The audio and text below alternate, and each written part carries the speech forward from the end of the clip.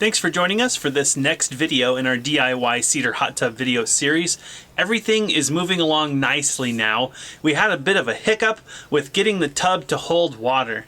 The biggest problem, we're off grid and we had very limited water available. So we've tackled that, and the tub has been holding water now for about 2 weeks. But then we ran into another snafu. The benches were so buoyant that they actually tore out the screws in the floor. Now let me share something. The screws were intentionally shallowly inserted. We didn't want to bore all the way through the floor. If you remember from our earlier video, we're only using a 1x finished material, so it's pretty thin. This is one reason if you're going to build a tub like this one, you might want to consider using a thicker floor, which in hindsight probably would have been a good idea for us, but here we are. So we're going to see if we can sink those screws in just a little deeper and get them to bite. Worst case scenario, we'll use a longer screw and we'll take our lashings. So I'm going to go ahead and fix the bench, and then next we're going to jump into sitting the stove in the tub here and marking out the holes to attach it to the side. Let's get started on the tub. So fixing the benches was a pretty straightforward repair. Hopefully everything is good to go now. But it's a good reminder that when you put things in tanks, they become very buoyant, and that buoyancy is extremely powerful. The reason I bring that up is because it's a matter of concern when installing the stove. The stove, since it displaces so much air, has a lot of buoyancy. So we're going to be using stainless steel bolts instead of screws to fasten it to the side of the tub. That should resist the buoyancy adequately enough. Really quick, a little bit of background on the stove. For the sake of this video, let's suffice it to say that when you're doing a DIY tub, that DIY kind of runs out at some point. The benefits of building your own stove kind of weigh heavily against the cost and time. So if you're a welder by trade, you're probably good to go. But for the average person, the stove is definitely a bottleneck. We contacted a local welding shop and we've been waiting for about 6 weeks for a cost quote. We finally gave up, to be honest with you. We even had a brilliant idea of using a keg. Kegs are made out of food-grade stainless steel, which would be perfect for this tub. But modifying a keg that is stainless steel for your average homeowner probably isn't going to be a good project. It's not that it can't be done, but it's just difficult, and it requires a lot of skill, especially when it's going to be submersed. So, in a nutshell, we began looking high and low, and wouldn't you know it, a neighbor of ours knew somebody with this. He actually has a redwood tub that hasn't been used in years, and here is a snorkel hot tub stove. The funny thing is, yesterday someone else emailed us and said, hey, I know someone with a snorkel hot tub stove for sale. So the message here is, just look around. Use some internet searching, use like a nationwide Craigslist search. Maybe put up a wanted ad, or just talk around to people you know, and you may find yourself a used hot tub stove. We paid $250 for this stove, and it includes the chimney pipe. These stoves new are between $600 and $900. So finding one that is used and has lots of life left in it is a great deal. All right, let's work on getting this stove installed. So this stove measures 30 inches wide and is approximately 30 inches tall. But we're going to obviously have the top sticking above the highest water level for obvious reasons.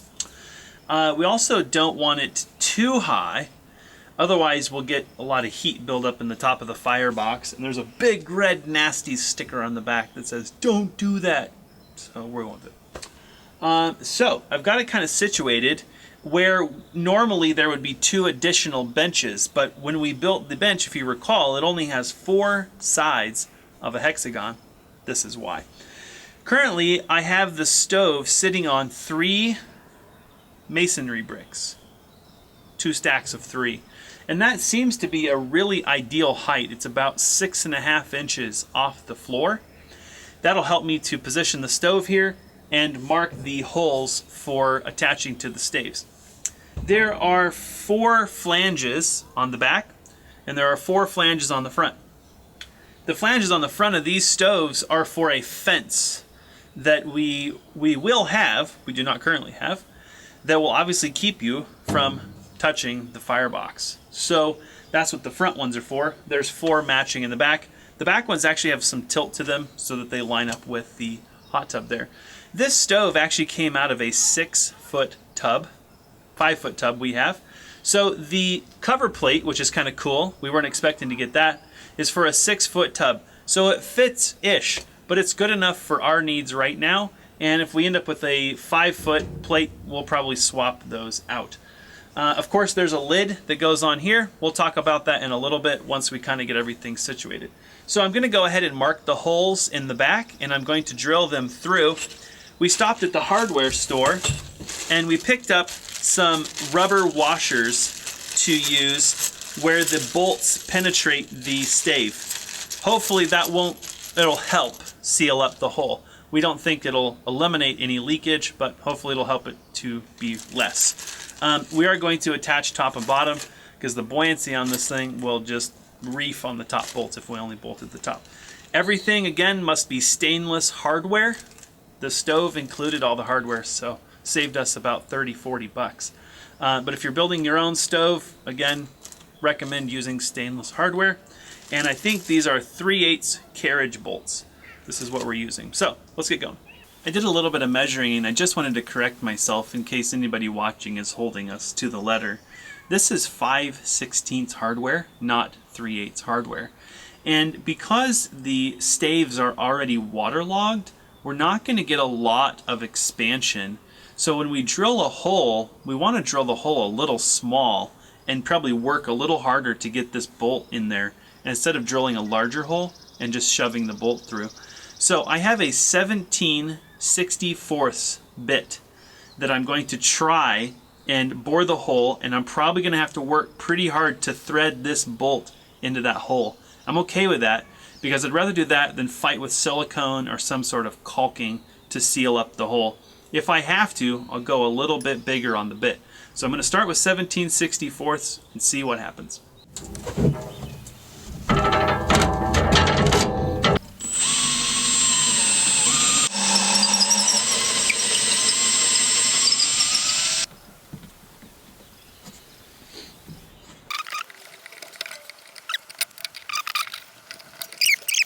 Alright, stove is completely installed now. We thought we'd do a little kind of backtracking with the video because we actually did the installation after dark, and so we don't have a lot of footage to share with you, but we kind of walk you through the steps we went through and how everything turned out. We went ahead and used the 17/64 drill bit, and it was perfect for this 5/16 hardware. It was just tight enough that Alyssa needed to use a set of vice grips to thread this bolt through the stave, and I'm really happy with how it turned out because we have not leaked a drop on any of the bolts since installing them. That was really important because I did not want to use any caulking or sealants or anything. Let's take a look at the inside and we'll kind of explain the challenge we had trying to get these bolts lined up. The major challenge here is that these flanges are kind of bent to match the contour of the tub, and you have very little room in here to work with markings. So I kind of marked a 3-point marking system, 1 mark above, 1 mark below, and 1 mark on the center line to the outside here to line my drill bit up. But of course I didn't want to drill diagonally through the stave to match the flange. I wanted to drill straight through so we got a nice flush mount on the outside with the bolt. It was very difficult. We ended up drilling the top and bottom on one side of the stove, and then we ended up having to drill out the flange ever so slightly just to get the bolts to line up. I don't know if other stove companies provide these pre-drilled or not. I'm not really sure, but in our case it was particularly challenging, partly because we're working after dark. But if you run into a pickle and you've got a stove like this, at worst you may have to drill out or bore out the flange a little bit to just get it to thread over the bolt. It's a lot easier than trying to move the bolt hole and create new holes. As I mentioned earlier, the stove was supported by bricks to help us maintain a very even height during this process, because this stove, it's not really heavy, but it's heavy enough that managing it's kind of awkward. So once we had the flanges on the other side bolted in securely, then I used that opportunity to mark this side. I didn't want to get super confident and mark them all 4 and drill them all 4 and have all kinds of problems. So we marked and drilled and got the other 2 secured. Then we drilled this top one and secured that and then marked the bottom one. So really took our time making sure that the bolts lined up perfectly. It was quite a process. Strongly encourage you to do the same thing if you're going to use a stove like this, because as it is today, these bolts are leak free and we haven't had to do anything other than just install the stove. We were tempted to use only 3 bolts just because of the difficulty in getting the holes to line up, but because of the displacement of the stove, we went ahead and used all 4, and I think it's just a really wise idea because it puts a lot of torque on these staves. This thing's trying to float really hard, and these staves are keeping it from doing so. The person we got this stove from actually had the factory fence that comes with it. It bolts onto the front of the stove, and it's obviously just a safety measure to keep you from sticking your foot or anything against the stove here. We didn't have that. It wasn't included with the stove, so we took an opportunity and just made one out of leftover cedar that we had from the floor. And so we just ran a diagonal piece of stave material across and across the top and attached these, and we're really glad we did because you can see that there's not enough room there to stick your foot in there, and we did fire the stove up and it definitely gets hot. So if you get a stove like this, don't jump the gun. Get that fence in there, make sure you're safe. And it's actually up off the floor just a little bit. So that's just so that we get good water flow, and you can still put your foot underneath there, but the stove doesn't actually reach all the way to the floor. So the risk of touching the stove with your foot's very, very low. One of the reasons that we didn't wait to fill the tub before we had a chance to film all this is leaving the tub empty is not a good idea. This really does rely on being full in order to maintain the tensile or the tightness on the joints. And so that night when we got the fence and the stove installed, we filled it up immediately. We worked so hard to get it to seal up. We did not want to risk having it have issues with leaking again. So my advice would be, in this case, we fixed the benches, installed the stove, built the fence, did everything all at one time, and then filled it right back up. So we kind of waited to do all those tasks at once.